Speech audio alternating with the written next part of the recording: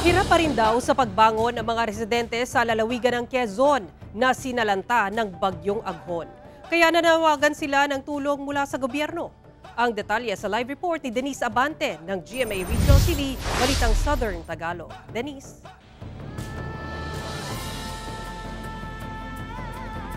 Sara, sama-samang pagbangon mula sa hagupit ng bagyong Aghon. Yan daw ang pinanghahawakan ngayon ng ilang mga residente rito sa lalawigan ng Quezon. Natuklap na mga bubong, tumagilid na bahay, nabagsakan ng puno at sandamakmak na putik mula sa ilog. Yan ang iniwang bakas ng bagyong Aghon sa ilang kabahayan sa Lucena City.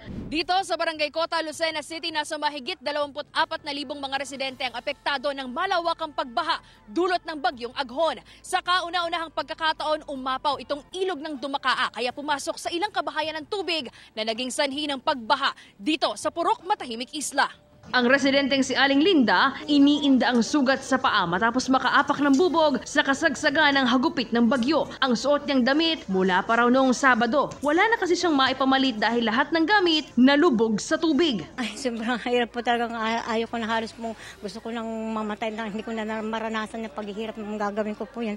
Ako po lahat gagawa niyan. Wala pong ibang tutulong sa akin. Makapal na putik naman ang tinatanggal ng asawa ni Marvina. Lahat ng kanilang gamit at mga damit nalubog din sa baha. Graduation ngayon ang anak nila kaya pilit na nilabhan ang uniforme ngunit nanlulumo sa sinapit ng pamilya. Hindi ko alam kung paano babangon. Mahirap nga po ma'am. Hindi ko po alam kung paano i-describe. Konting tulong na lang po para po sa aming mga binaha dito sa Lucena. Ay wala na pong sapatos yung dalawang anak kong gagraduate. Nilalang po namin yung pangangailangan po ng nasasakupan ng Barangay Cota. Naghahanda na po kami ng mga food pack na ibababa po namin sa mga kabarangay namin. Kasi po kahit kami po ay hindi po namin i-expect na ganito kataas po at gantong apektado ang nangyari po sa Barangay Cota. Pagkain, malinis na damit at mga gamit sa bahay ang pangunahing hiling ng mga taga-Barangay Cota para makapagsimulang muli mula sa hagupit ng bagyo. Halos kalahati pa po ng bayan namin ang wala pa pong supply ng kuryente. At ang iba po ay wala pa rin supply ng tubig.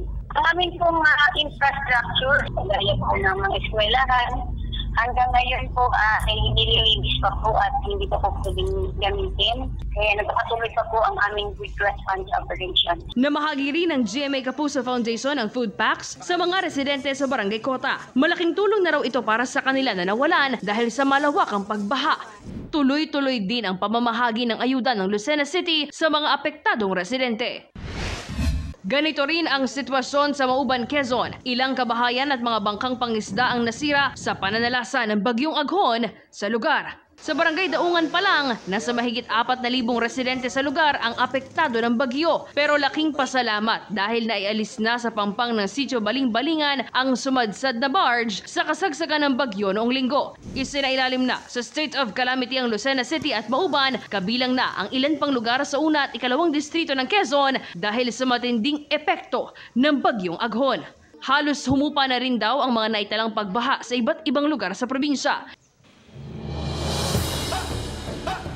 Sara, mainit tapos biglang magiging makulimlim ang nararanasang panahon dito ngayon sa Barangay Cota, Lucena City at ayon sa ilang mga residente, may ilan pang hindi nabibigyan ng tulong kaya umaasang mahahatiran din sila ng ayuda mula sa gobyerno para kahit papaano ay makabangon na silang muli mula sa hagupit ng bagyong Aghon.